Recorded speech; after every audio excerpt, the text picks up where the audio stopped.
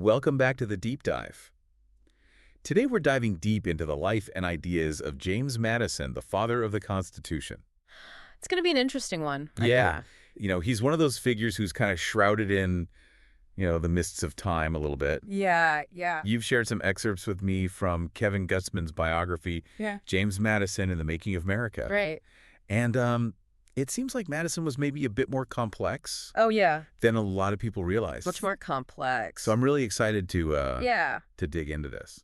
Well, and what I think is so fascinating about the way that Gutzman presents Madison is he shows how his views really evolve over time. Right. And it reminds us that these historical figures, weren't just static statues. They were real people, grappling with big questions, constantly adapting to new circumstances. Yeah. So where should we start? Well, we got to start with his education. Okay. I think with John Witherspoon at the College of New Jersey. Okay. So this is Witherspoon, influenced by thinkers like David Hume. Okay. Instilled in Madison this really deep distrust of human nature. Yeah. The idea that, people are inherently self-interested.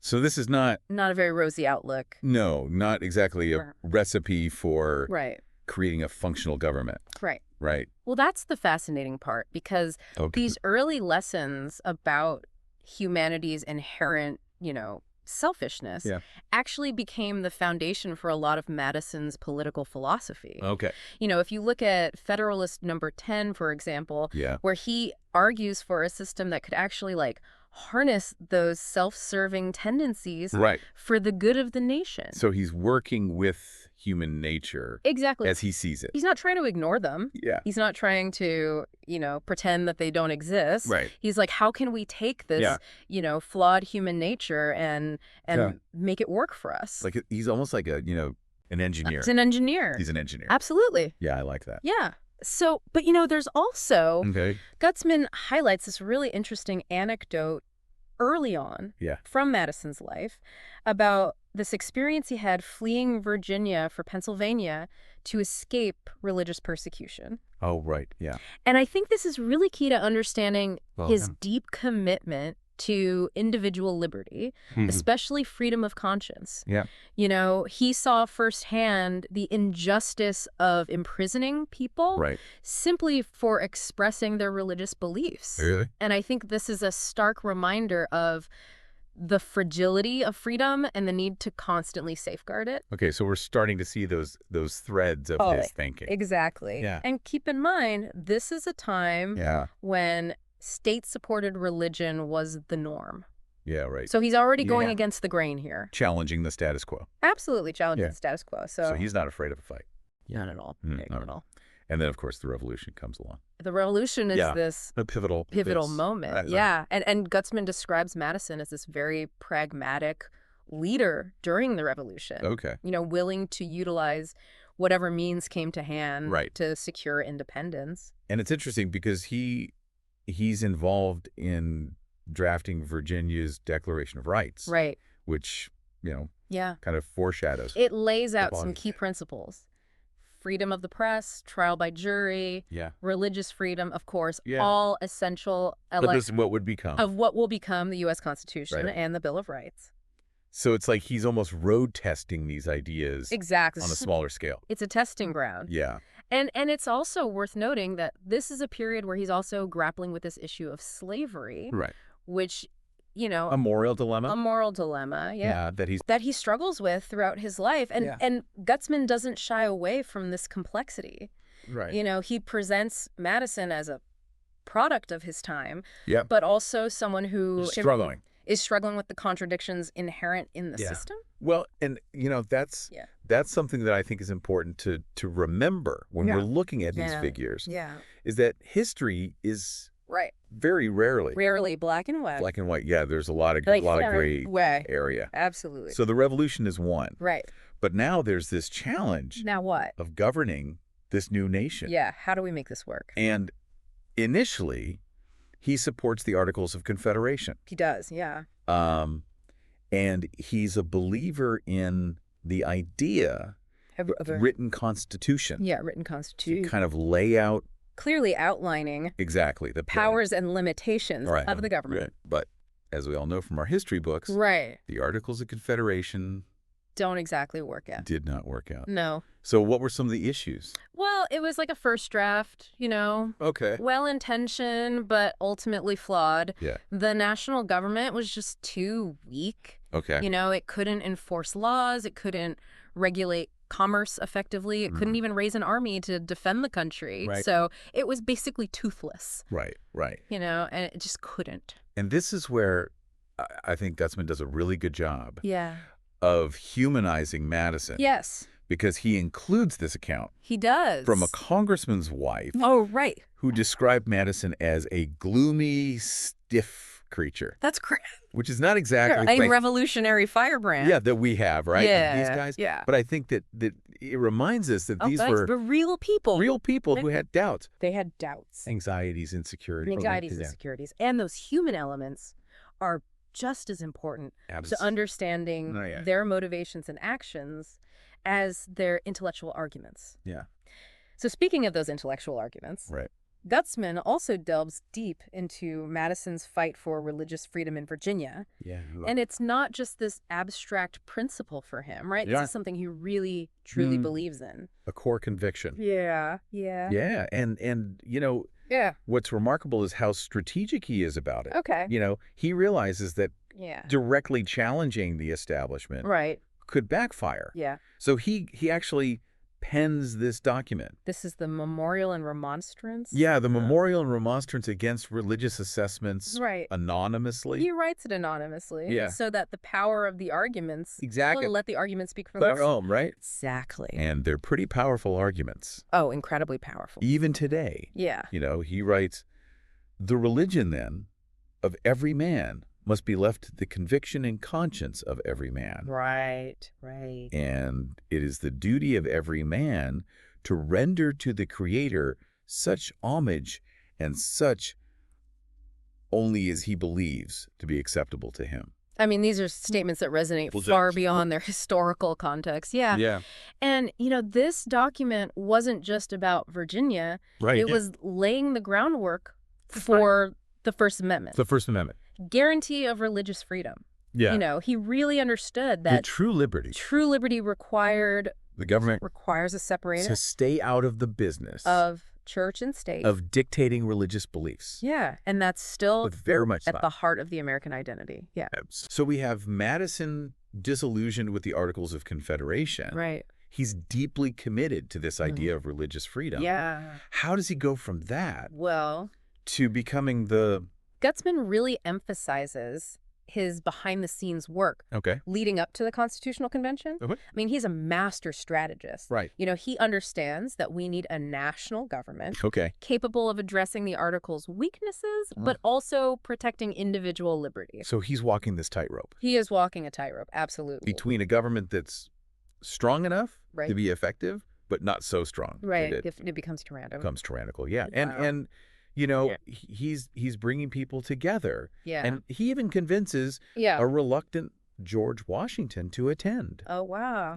So he's knowing that Washington's presence, savvy politician, will lend legitimacy. Yeah, to the convention. Okay. So, I mean, this is... Yeah, so he's not just a bookish, Yeah, it's not just sitting in his steady writing. Exactly. He's out there wheeling and dealing. Okay, so we've got to talk about those political maneuvers a little later. Right. But for now, let's talk about the convention itself. Okay. What were some of the pivotal... It was a real clash of titans. You had brilliant minds like Benjamin Franklin, Alexander Hamilton, of course, James Madison, all trying to forge this new path for a nation that's struggling to find its footing. Gutzman, really. It was electric. Yeah, I can only imagine. Yeah. What were some of the big points of contention? One of the biggest sticking points, as you might imagine, was representation. Okay. The larger states naturally wanted a system where representation in the legislature was based on population. Makes sense. Right. More people. More say.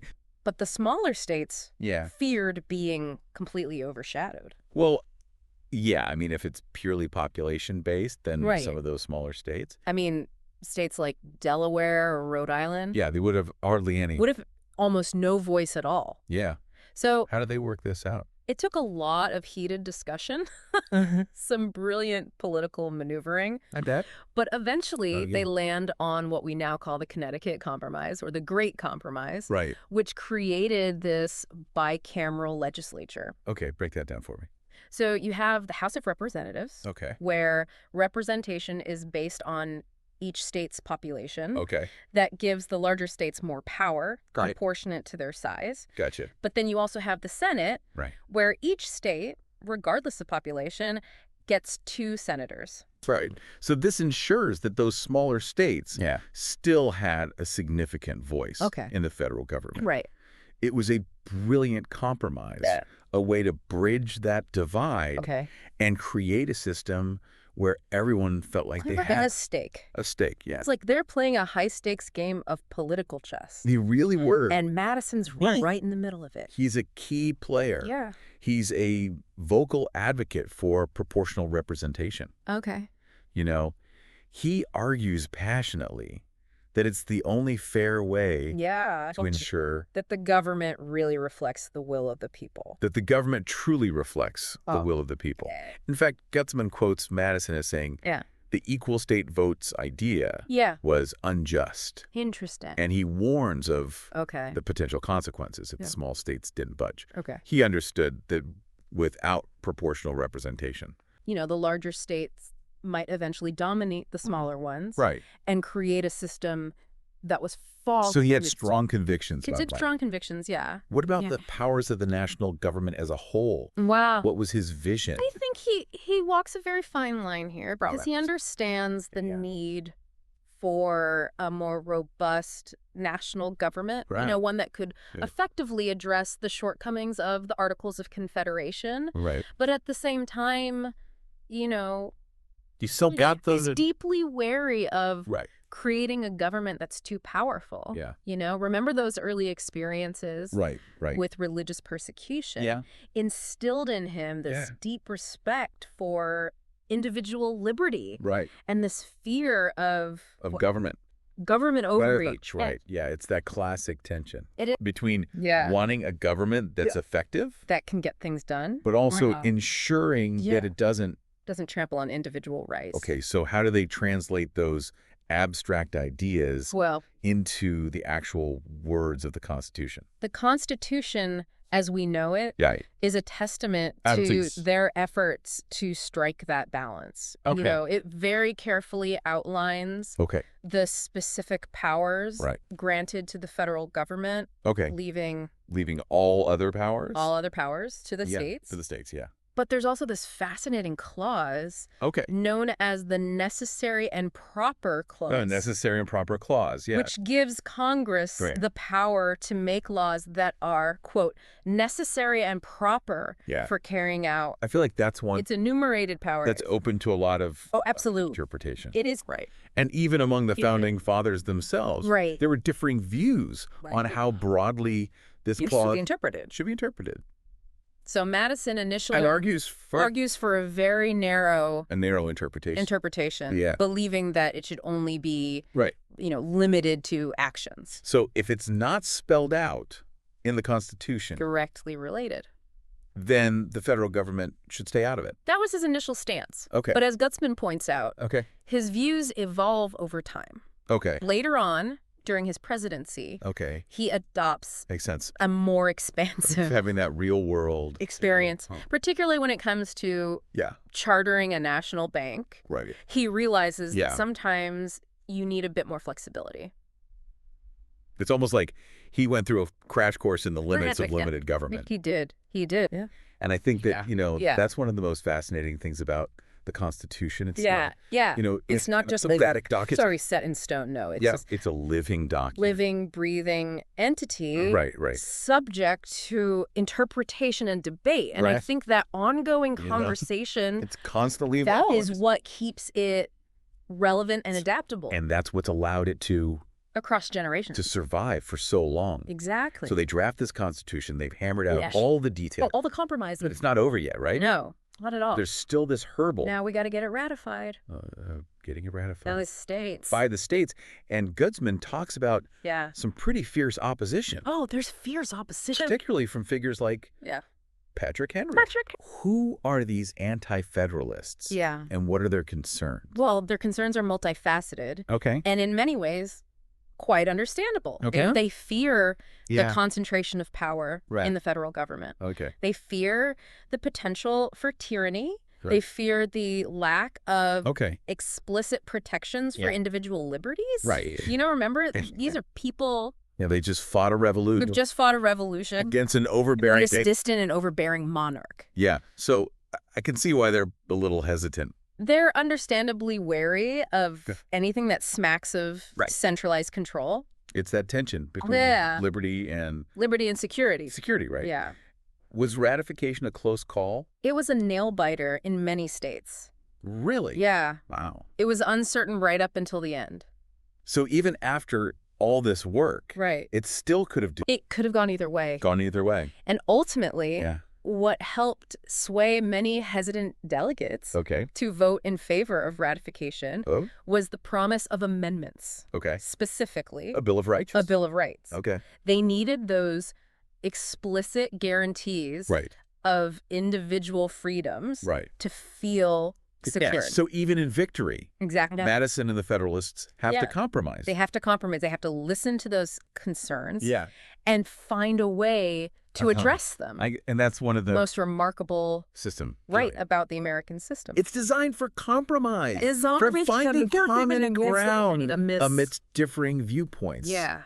Yeah, and it's messy, Yeah. full of debate and disagreement. But that's also And what also what makes it so resilient. resilient, right? It's designed to adapt and evolve Oh. to meet the challenges of a changing world. So we owe that adaptability In large part to Yeah, Madison yeah. and his fellow framers. his fellow framers, yeah. Absolutely. And it's interesting because Yeah. he wasn't just He wasn't just a brilliant mind. a brilliant Behind a mind desk. behind a desk, right? He was also a skilled politician Yeah, he was who understood the coalitions. who knew how to get things done in the Yeah. real world. So let's talk about Yeah. the Federalist Papers. Oh, the Federalist Papers. Which, were these brilliant essays that he writes. Oh, right. Along with Hamilton and Jay. Hamilton and Jay Yeah. to kind of make the case. But Gutzman points out that They weren't just dry academic defenses of the Constitution. yeah, they were part of a carefully orchestrated campaign Okay. to win over... So it was like a public opinion. Exactly. They're People running a talking. political campaign for the Constitution. Yes. And they knew Yeah. they had to convince not just the elites, Right. but the everyday citizens He had to take it to the people. that this new form of government Right. was worth fighting for. And they do it brilliantly. They do it brilliantly. The Federalist Papers are still studied today. Oh, absolutely. Not just for their historical... They're master classes Yeah. in logic, reason, Right. and persuasive writing. Yeah, I remember trying to slog through them in college Yeah. and being amazed Yeah. at how they managed to make such Right. This complex ideas. Complex ideas so engaging. Engaging. Yeah. It's like they're telling a story They're telling a story. about the future of this nation. They understood the power of narrative, the importance of connecting with people. And it's just as important On an emotional level. day as it was Absolutely. back then. It's timeless. Okay, so we've talked about Madison's early years, Right? his role in the Revolution, Yep. his growing disillusionment Yeah. with the Articles of Confederation, Right. his pivotal role in shaping the Constitution. Right. We've even touched on the ratification debates Yeah. and the brilliance The brilliance of the Federalist Papers. of the Federalist Papers. But there's still so much. There's so much more. There's so much more. More to uncover. We haven't even touched on his presidency yet. His presidency. Which, as you know, was a time of great challenge and turmoil, Right. both domestically and on the world stage. Well, the young nation is still finding its footing. Is still finding its footing. Absolutely. The complexities of foreign policy and facing internal divisions that threaten to tear it apart. Yeah. I mean... And then there's the War of 1812. Oh, the War of 1812. Which, really tested his leadership. And the resilience of the nation itself. And the resilience... It's amazing. It's amazing to think what the father of the Constitution... Right. Someone who spent so much time... Thinking about the theory... Of government. Yeah, now he's got to put those ideas into practice. Right, and it's not just theory anymore. It's not just parchment and ink anymore. Yeah. He's dealing with real-world consequences, making decisions that will life or death decisions shape the destiny of this nation. So let's talk about the War of 1812. Okay, the War of 1812. Which, really put his leadership to the test. It's a real trial by fire. And it's interesting because he was, he dedicated much of his career to arguing against the expansion of federal power. Yeah, he was very much a limited government guy. Yeah. But here he is leading the nation into war against the biggest powerful empire of the world at the time. So what leads him to this decision?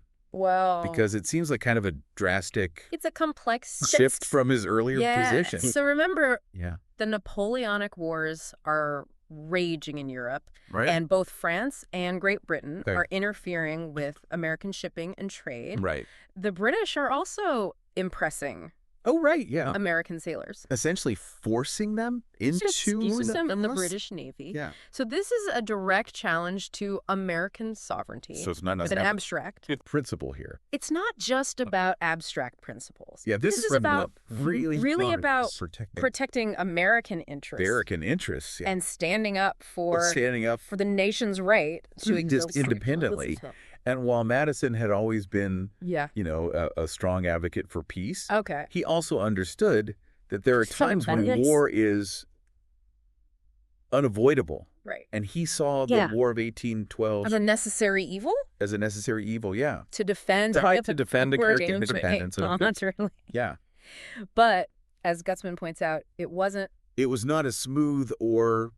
Exactly, a smooth campaign. Yeah, the U.S. military was not... the U.S. military was ill-prepared for such a large-scale conflict. And they suffered... The early campaigns were disastrous. That's a pretty... Yeah, I mean, the British even managed to capture and burn Washington, D.C. in 1814. It was a major blow to American morale. The capital of the nation you helped create go up in flames. It must have been devastating for Madison.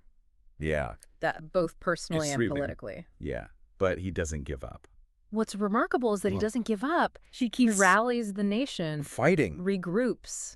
And continues to fight. And in the end... it's kind of a stalemate. The war ends in a stalemate.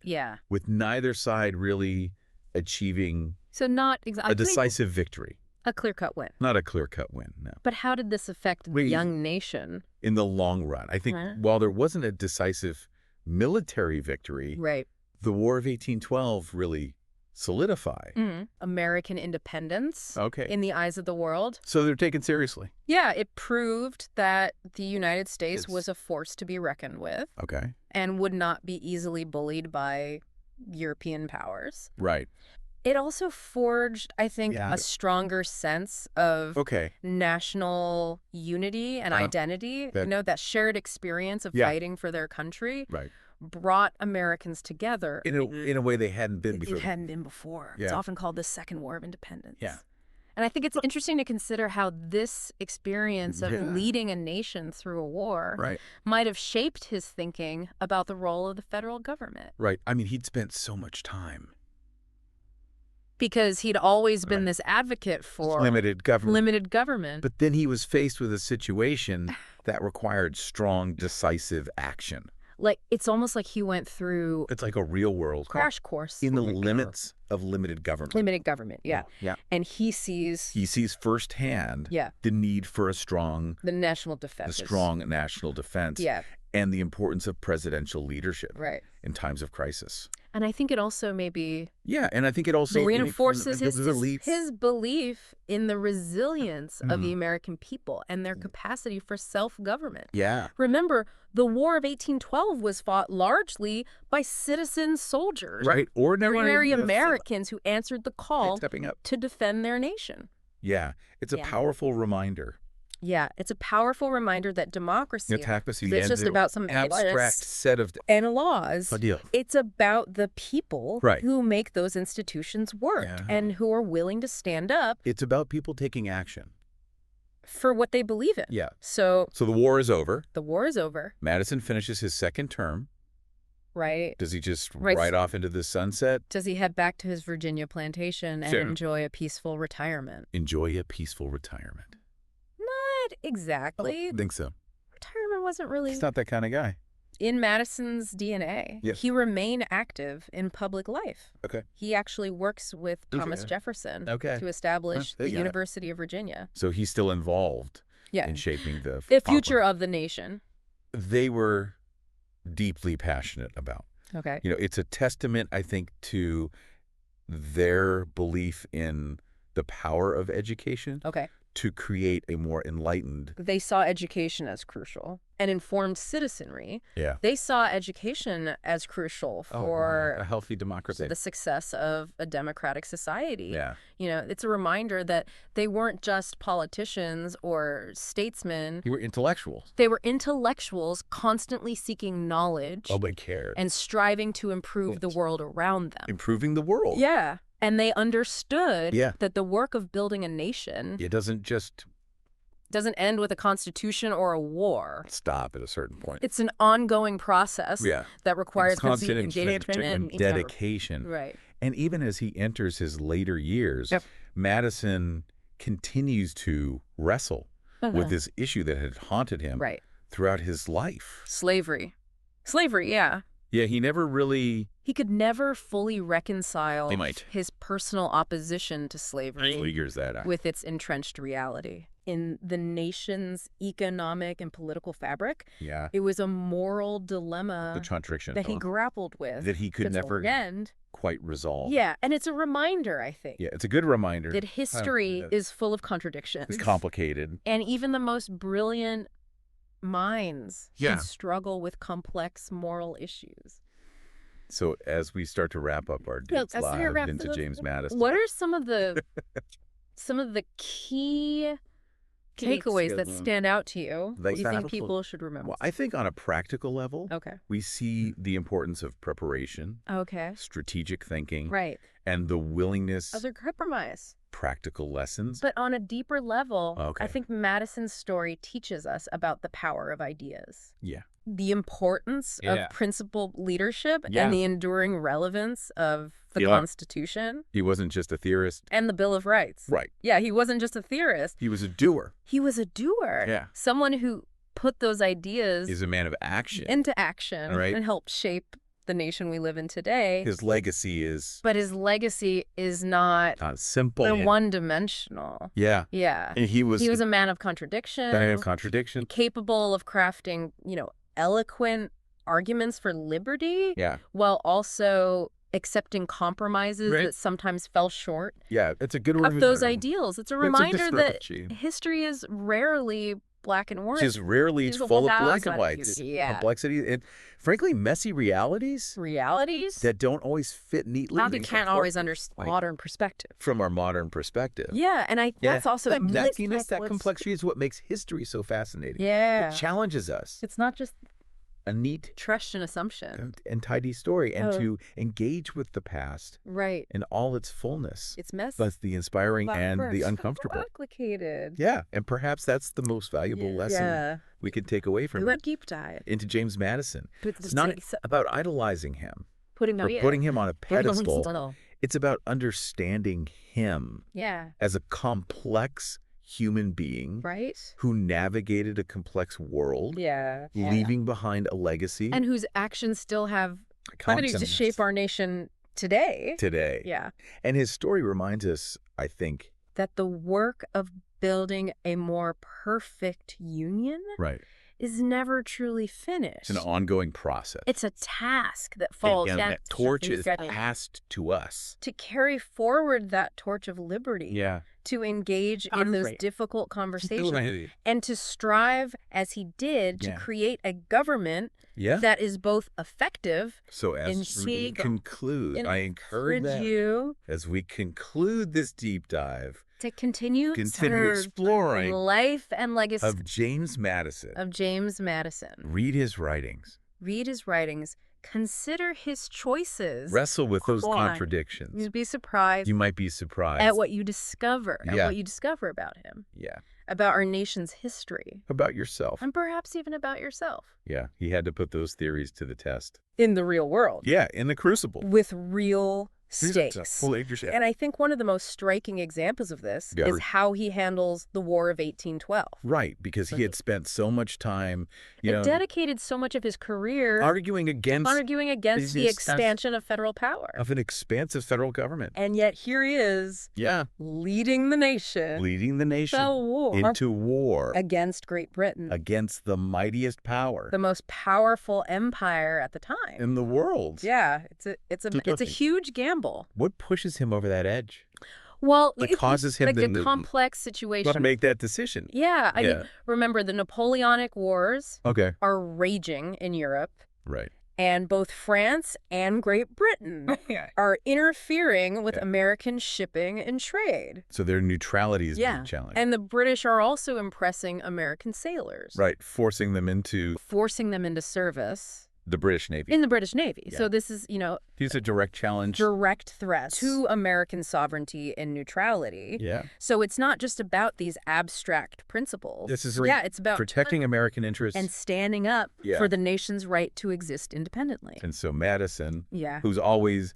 And Madison, while he was always... been seen as this strong advocate for peace. Pacifist. He also understood... He comes to the realization... that there are times when war is unavoidable. Yeah, you got. And he saw the War of 1812 that you've built as a necessary evil. Right. A fight to defend American independence and honor.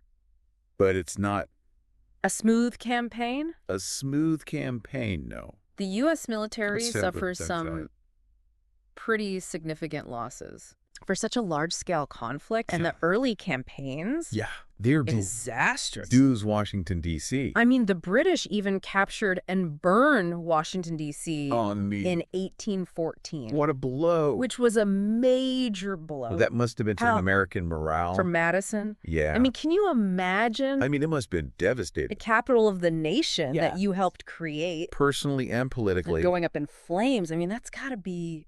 But what's remarkable is that he doesn't give up. He keeps fighting. Yeah, he rallies the nation, regroups, continues to fight. And they come to us. And ultimately, the war ends in a stalemate. In either side. With neither side. Able to gain. A decisive victory. So it's not a clear-cut win. Not a clear-cut win. Not a clear-cut win. But how does this affect the young nation? But I think in the long run.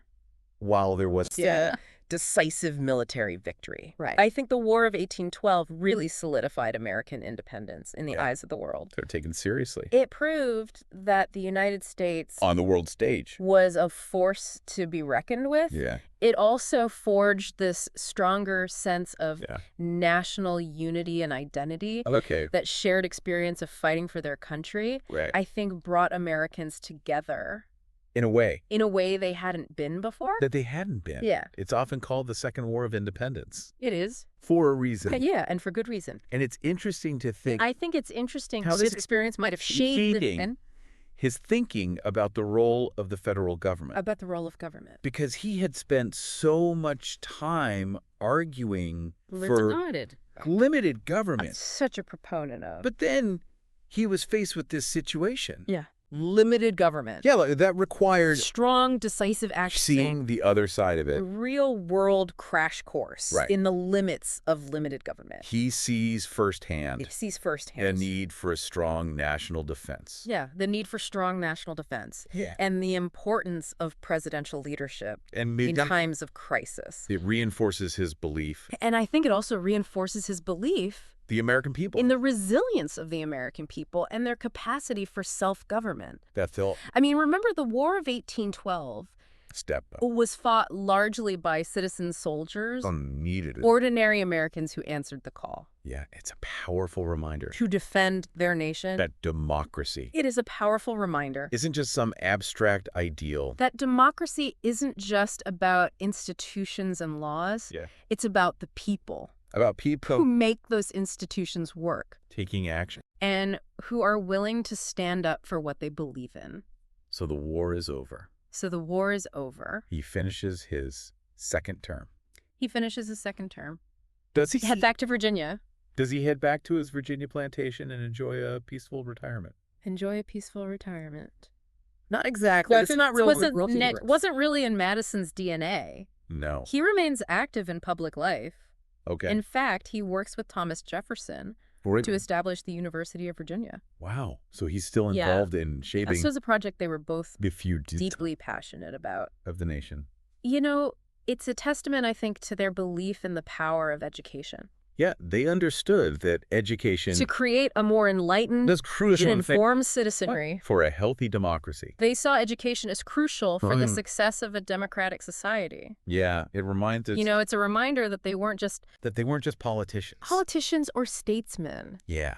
There were intellectuals constantly seeking knowledge. They're cared about. And striving to improve the world around them. Right. Yeah, and they understood... that the work...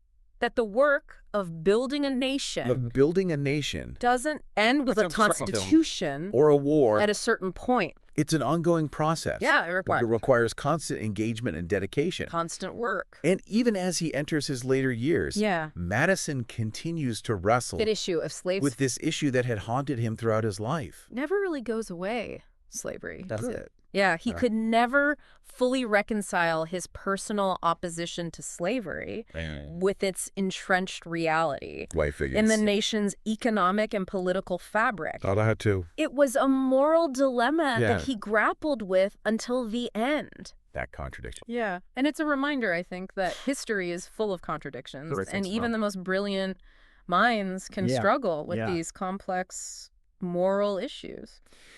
We like to put these figures on a pedestal. Our deep dive into James Madison.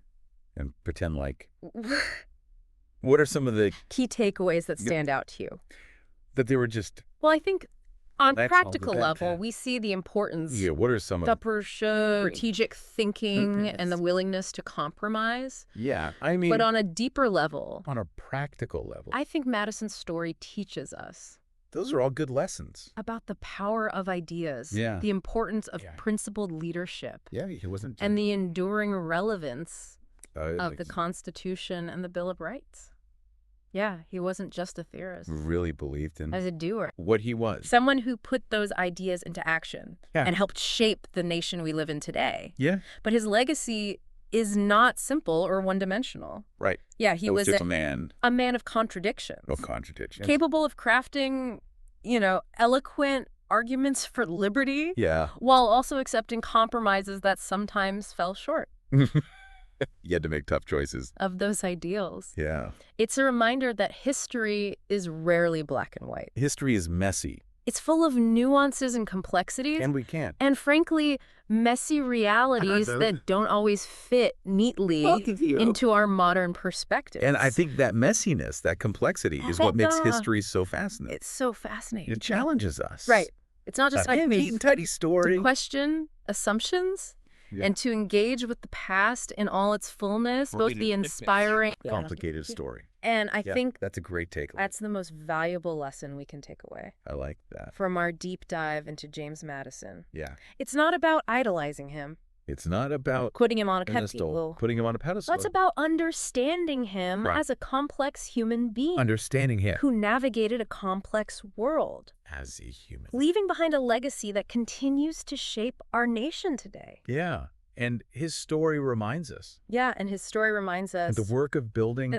The work of building a more perfect union. A more perfect union. Is never truly finished. It's never finished. It's a task that falls to each generation. It's an ongoing... To carry forward the torch of liberty. Process. To engage in those difficult conversations. In that torch. And to strive as he did. His past to us. To create a government that is both effective and just. Yeah. So, as we conclude this deep dive to our listeners, I encourage you to keep those conversations going. To continue exploring. Keep exploring. The life and legacy of James Madison. The life and legacy. Read his writings. Consider his choices.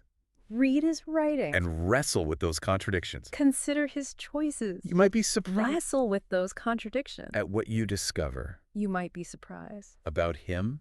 About our nation's history, honestly, perhaps what you discover. Even about yourself. About yourself.